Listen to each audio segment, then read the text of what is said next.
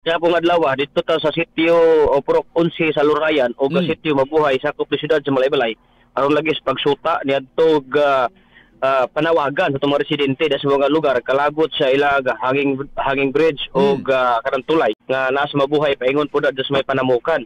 So after na to atong giadtuan ang buhatan no sa atong mayor ganin ba gibutiag ni City Mayor G. Warren Pabiliaran atol sa eksklusibong pakikinabi kaniya adlaw nga Martes kapong adlaw katropa ga Jomar nalakip na sa ilang budget hearing gagikamulo sa mga residente nga hanging bridge sa Purok 11 sa Lurayan Barangay San Jose ning syudad sa Malaybalay dugang pa sa mayor nga nakadepende usab kini sa engineering nakadepende kini sa terrain ug unsa kadako nga hanging bridge ang ibutang katropa ga Jomar kahalap doon nga tropa ga Jomar wala pa initial nga budget sa mao nga hanging bridge kay karon pa ka tuig kini i-budgeting ug makigpulong po usab ang mayor sa buhatan sa engineering office aron masuta kon pila ang magahin sa pag-ayos sa mga hanging bridge nga naimutang sa nasibutang lugar katropa ka Jomar.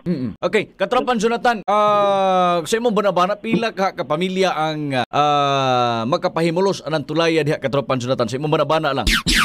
Kagahapon kung ako masayop 50 ka mga household ang naa diha katropa ka Jomar so almost siguro 200 individual ang naa diha ka tropa ga Jomar sa mga lugar. So, ngani man after po nato kagahapon before ta ni adto kang Mayor Pabiliaran ato pong giadtuan ang barangay. Kung hinabi po nato ang infra nga komite nga kagawad sa tropa ga Jomar kay ilan na ning propose karon nagduso na siya og proposal budget ani silang barangay kay makaya mato yes. Makaya pa sa barangay nga i-repair kani man ituta niadto nga nagduso siya og budget nga 200,000 para sa pag-repair pagbutang og bag-ong mga tabla katropa Jomar. So maayo gihapon nga plano nga di pa maayo sa city kay nagbudgeting pa man at least mabag-o katropang Jomar ang kining mga tabla nga gibutang nga malatayan sa mga tao motor o kabayo kay diha manggo di agi katropang Jomar ka mga produkto nga mais so uban pang produkto sa Lurayan. So murag kaning remedy lang sa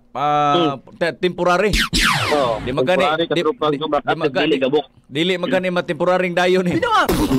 Mao ni ang giluwatan pud kagahapon ni Mayor Pabiliaran nga tropang Jomar nga lakip na silang budget hearing karong tuiga so possible next year kay namo may bagpo pod nga tulay nga turnover diha ka tropang Jomar. Steel bridge na siya diha kanang steel nga hanging bridge hanging bridge ka tropang Jomar.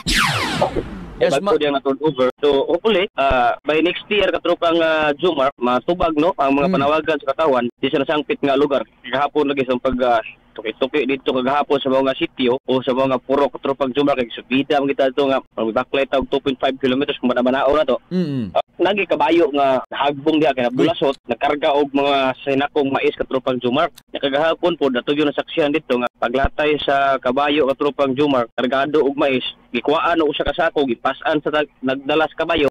So mo na katropa ka Jomar katong na kuha dog report kalabot lagi sa gipaabot kun sa mga concerned citizen sa nang sangpit nga lugar